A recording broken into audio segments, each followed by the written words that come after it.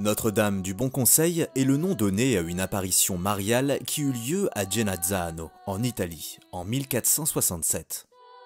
Cette petite ville, située à une soixantaine de kilomètres de Rome, sur les montagnes de la Sabine, honore, dès le 5e siècle, la Sainte Vierge sous le vocable de Notre-Dame du Bon Conseil. Plus tard, au 15e siècle, une pieuse femme, nommée Petruccia, entreprendra de reconstruire l'église tombant en ruine, et ce malgré son âge avancé. Elle y employa sa fortune, qui ne suffit pas à l'achever. Le 5 avril 1467, à l'heure des vêpres, une céleste harmonie se fait entendre dans les airs.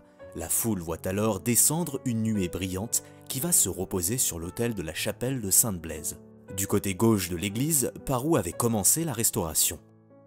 Au même moment, toutes les cloches du pays se mettent à sonner à leur plus joyeuse volée. La nuée disparaît. La foule émerveillée voit alors une image de Marie portant l'enfant Jésus, peinte sur enduit et se tenant au fond de l'autel, près du mur, en flottant sans appui naturel. Cette peinture avait été transportée miraculeusement d'une église de Scutari, ville d'Albanie. La Providence avait voulu la soustraire aux profanations des maîtres de ce pays, et l'envoyer comme récompense de la foi de Petruccia et des habitants de Genazzano.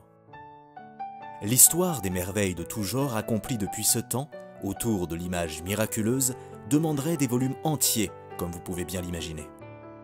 Un des aspects extraordinaires que l'on a souvent remarqué est le changement de couleur de la fresque, et les yeux de la Sainte Vierge qui semblent prendre un air de vie exprimant la joie ou la douleur. Tant de miracles, tant de grâces obtenues. Genazzano est encore aujourd'hui un lieu de pèlerinage très fréquenté.